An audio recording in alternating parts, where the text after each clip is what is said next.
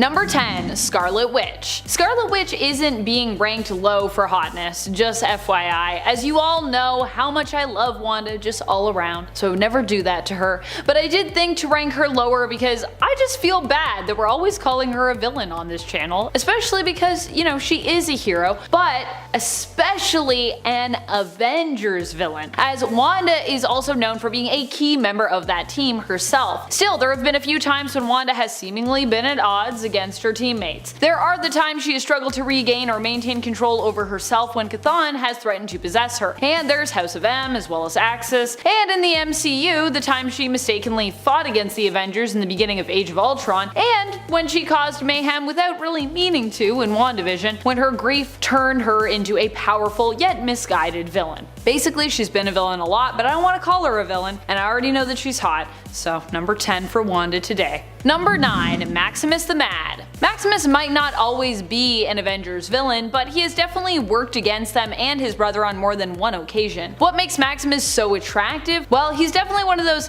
tall, dark, and mad types, which honestly, I gotta say, I'm into it. After all, conventional thinking is just so boring and it's so safe, and Maximus is definitely neither of those things. He's not boring and he is not safe. Maximus is also quite intelligent, and while he is often crazy, he has also claimed insanity before as a means of escaping punishment. So he might not be quite as crazy as you think all the time. Not only has he threatened his brother's reign as king of the Inhumans, having usurped him multiple times in the past temporarily, but he also has threatened the Earth in the past. The entire Earth, which also obviously brought him into direct conflict with the Avengers. And friends, before we move on to this next spot, if you are loving this list and you are loving this channel, be sure to hit that thumbs up, be sure to smash that subscribe, you know, do all the cool things that us YouTubers ask you to do.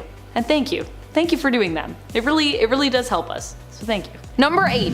Viper, or rather Madam Hydra as she was once known. Ophelia Sarkinson has not only been a longtime enemy of Captain America in the comics, but is also known for, at times, coming into conflict with the Avengers. In fact, she even attempted to place a spy in their midst, although this only resulted in her spy, who appeared to be Jessica Drew, aka Spider-Woman, but was actually the Skrull Queen at the time, being recruited to also play double agent for the Avengers and Captain America against both S.H.I.E.L.D. and Hydra. Didn't quite work out. Ophelia is known for being sneaky, deadly, and manipulative, but she also looks damn good while doing all three. Number 7. Grim Reaper. This next one we thought we were going to see in WandaVision, but we thought wrong. We thought maybe if it wasn't Mephisto, it's probably Grim Reaper, but we were wrong on both.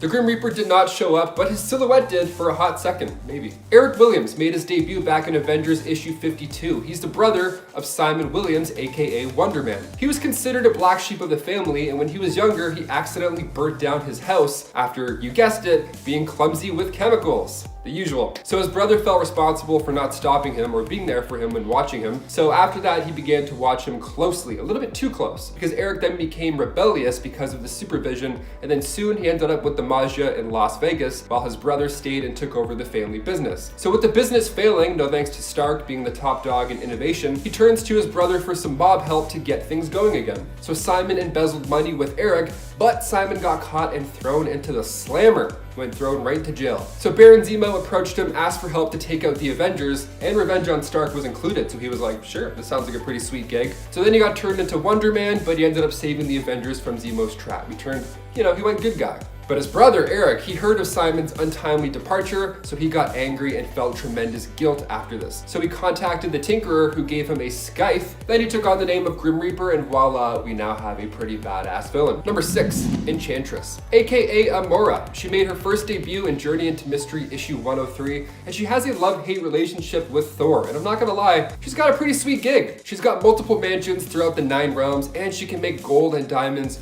with her tears. So even if she gets stood up on prom, she's gonna cry a few diamonds, and then she has more bling for the next date. So it's a win-win. She's really good at seducing people as well, like Scourge, for example. She would seduce him into helping her with her evil plans. But Amora wouldn't follow through with her side of the deal. She would just play hard to get, and she would mess with his mind and his heart. Now in the comics, she was sent by Odin to take out Jane Foster, but when she tried to attack Jane, of course, her love Thor intervened, and that's when she was banished to Earth by Odin. And then her next logical step as a villain is to join the Masters of Evil and get in line for taking down Thor or any of his annoying super teammates. Her tool is seduction. Just one kiss, and and that's all it takes to make you fall under her control. She doesn't have too much experience with hand-to-hand combat because she doesn't really need it. She just gets other dudes to fight her battles for her. What a boss. Number 5, KANG. This guy we can actually look forward to knowing more about soon, as he's confirmed for the next Ant-Man sequel with actor Jonathan Majors set to play him. But just who is KANG the Conqueror? Why is this a big deal for the Avengers? Well, he made his first appearance in Avengers issue 8 back in 1964, and KANG has seen many centuries. His powers allow him to travel through time, and his futuristic suit of armor is built with weapons that can take on beings from any of those timelines. He's super smart and of course travels with armies, with each warrior equipped with the same armor and weaponry, so the fights aren't exactly easy by any means. The time travel stuff also doesn't come without consequence either. See, as KANG travels more and more through time, he creates time-displaced duplicates, and with the cosmic multiversal route that Marvel's going with now in the MCU,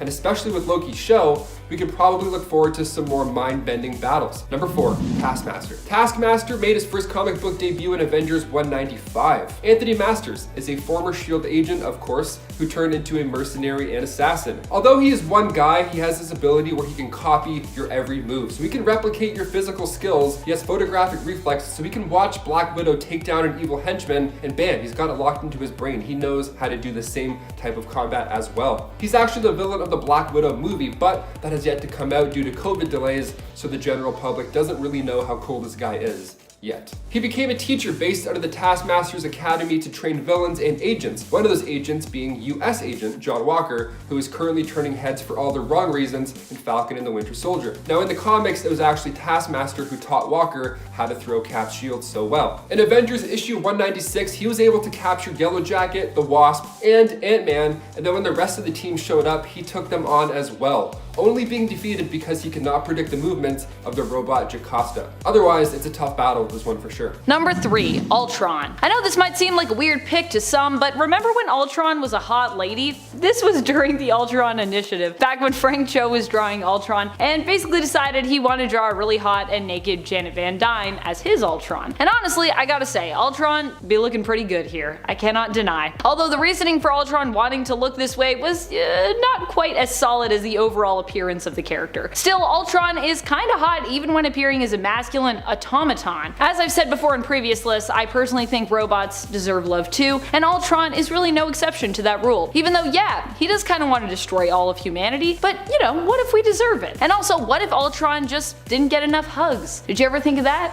Maybe if we just gave him some hugs, he'd be good. I'm very optimistic about robots. I'm like, robots don't want to destroy the world, they just want hugs, that's it. Number 9, Wonder Man. It's hard to know in the Marvel Universe when you're being tricked because everyone has got a plan up their sleeve, even the good guys. But if you're working with a tactical Baron von Zemo, then you better believe that he's doing something dirty behind the scenes. See, Wonder Man used to just be a regular working class man. Actually, his story is nearly identical to that of the Vulture in the MCU. He's a working man. Stark puts him out of the business, and then he has to do whatever he can to try and make ends meet. So eventually he's given the option to use advanced tech to get back at the people who wronged him, and he loves the idea of that. I mean, I'm kind of on board with that too, let's do it.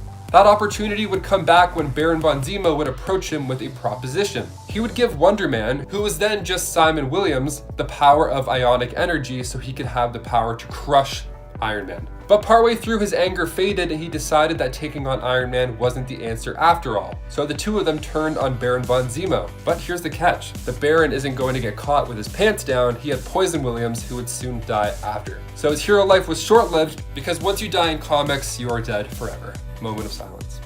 Only for a bit because he came back later on. Yeah, he came back. He was brought from the dead and is now a registered member of the Avengers. So, welcome back. Number 8, The Winter Soldier. You should know the story of the Winter Soldier by now. If you've not seen that movie yet, please go check it out because it's arguably the best movie in the MCU. And the story of the Winter Soldier has more flip-flops than a beach in Florida.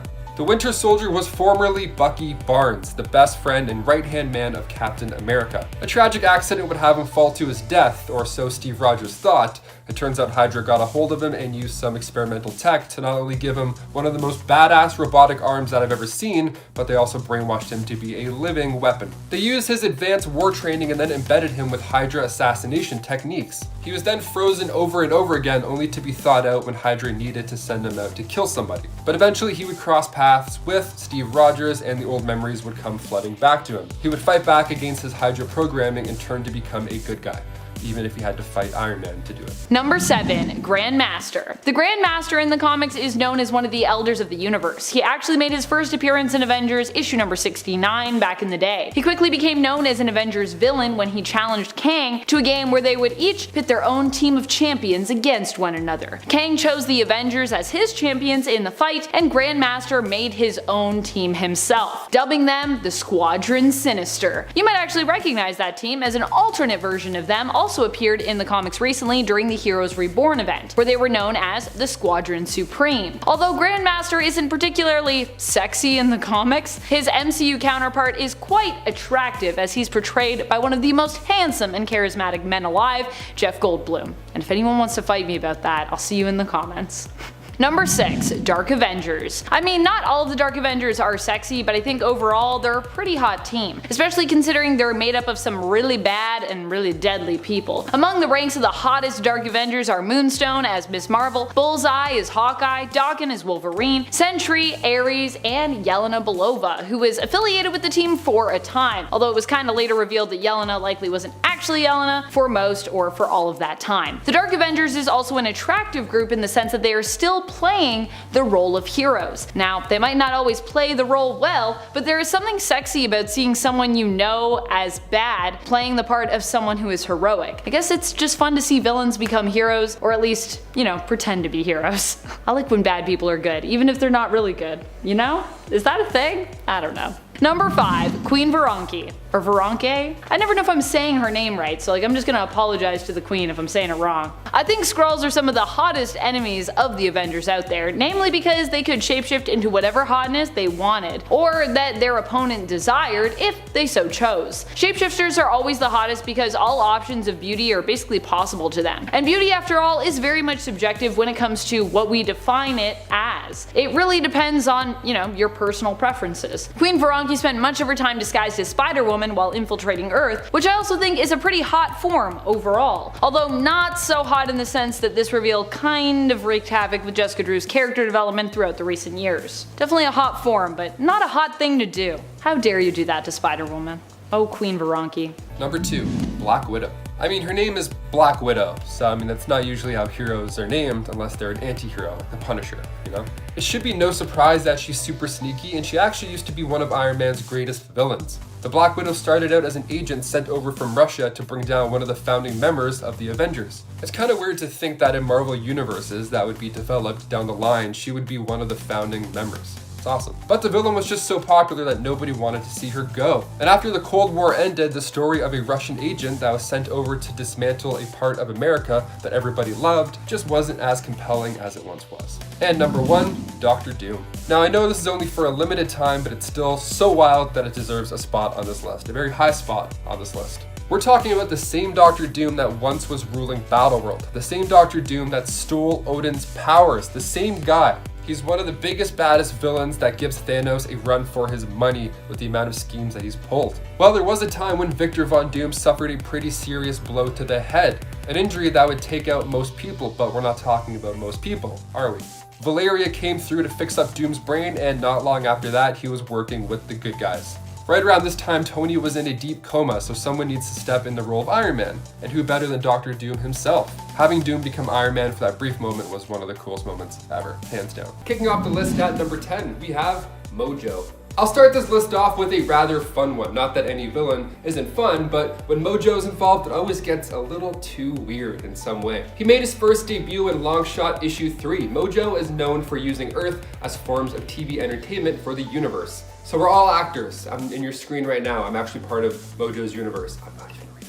And his power increases the more viewers that he gets for this interdimensional TV show. So if you subscribe and like this video, maybe I'll get more powerful too, who knows? He's part of a race called the Spineless Beings. They're from a planet called Mojo World, of course, inside a pocket dimension called the Mojoverse. So it's all about him, we get it. He messes with the Avengers in a pretty dramatic way as well, especially in Avengers Annual 1. The Avengers of the Supernatural. Wow, there is a title right there. So in this issue, Mojo abducted the Avengers and created another supernatural version of the team. And if that wasn't weird enough, he made them participate in this reality show called Martian Transylvania Superhero Mutant Monster Hunter High School, which is Just a mouthful. Basically, the mutants of the Unity division were goths, the others were football players and cheerleaders, and the Avengers of the Supernatural were nerds. So he likes to play it weird. And before we continue on with this list of Avengers villains, guys, if you want to go ahead and give us more power by giving us a like down there, and if you haven't subscribed already, you might as well click that, and then you can see all our videos pop up. We do all the work for you. We'll just show up in your phone. Number 9, the leader. Samuel Stearns, aka the leader, made his first debut in Tales to Astonish issue 62. He was working one night at a chemical research plant, and when he was moving canisters of waste material, one of the canisters broke open, covering him in gamma radiation. God, everybody is so clumsy in comics all the time. Just so many spills. So of course, after the spill, Stearns survived just like Banner did after his gamma accident, but the only difference was it affected him in a much different way. See, he didn't get angrier, he got smarter and smarter, because now his brain could absorb so much more and more information. It actually got to a point where his physical body started to mutate. So now he has this giant green brain head. His head just keeps getting bigger and bigger. It looks like a gushy balloon, just about to pop any second. Of course he's a villain. Look at his head. I mean, no offense, but come on, I'd be upset too. That's all I'm saying. I'd be pretty upset. He started to refer to himself as the leader, using his intellect to become a criminal mastermind, and he clashed with the other Gamma guy, Banner. In fact, he actually ruined Betty and Bruce's wedding once. He's kind of a jerk. But he's gone after the Avengers as well. When the Red Hulk gave Stearns Red Gamma treatment to enhance him even more, becoming the Red Leader, he became a member of the Thunderbolts. Number 8, the Mandarin. Ah yes, the first time Marvel told us that the popular enhanced individual was actually an actor all along. The Mandarin. He was in Iron Man 3, kind of. I mean, I'm including him on this list because that version wasn't even close to what he's really like. He made his first appearance in Tales of Suspense issue 50. While exploring the inside of a cave in the Valley of the Spirits, he found an alien ship and a passenger still in there as well, named Axon Carr. But while he was there, he also saw 10 rings, these powerful rings, each representing a new power. So he took them, because he's a villain. Then after finishing off the alien pilot, he began to study these rings and he began mastering them as well. So if he wears them all at once, his mind will be reached by the spirits trapped within the rings. Yeah, he's a pretty sick villain. And then in Iron Man 3, his name's Trevor and he just crushes beer.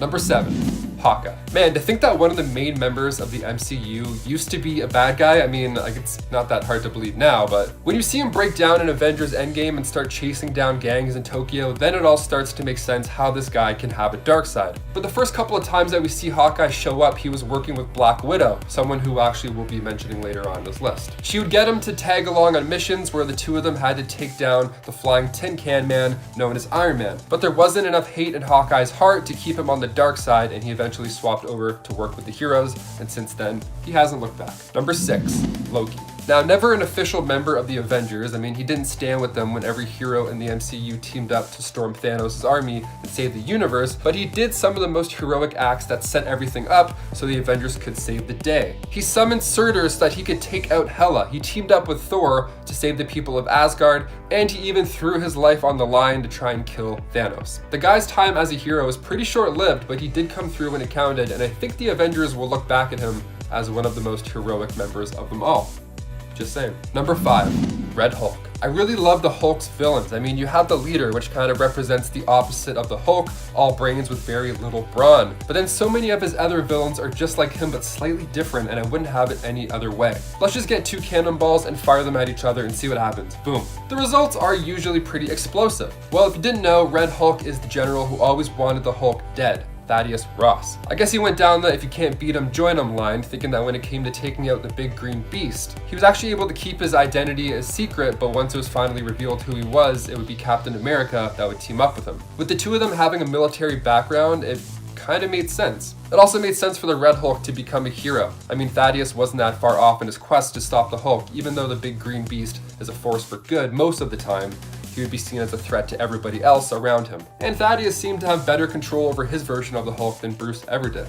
Number 4, Namor. It doesn't matter what comic book universe you're in, you gotta have a fish dude. That's just a staple of how everything works, that's it. And for the Marvel Universe, we of course have Namor. The Submariner, he was actually one of the original villains in Marvel. The dude's pretty old, with his first comic coming out in 1939. He's the ruler of Atlantis, and he didn't like the way things were handled on the surface, so he decided to duke it out with the people walking on land. Turns out that he wasn't a match for the people on the surface, so he decided to join them. He would eventually team up with the Avengers, but even though he was now fighting side by side with them, He's always had a superiority complex when it comes to dealing with surface-dwelling super people. And even though the Avengers saw him as an ally, when push came to shove, he would ditch them and team with the X-Men to try and take down the Avengers. He even flooded Wakanda, which seems like a bit of an overreaction. He's always had a sore spot when it comes to the Black Panther. I think maybe it's because he hates seeing a surface civilian as advanced as Atlanteans.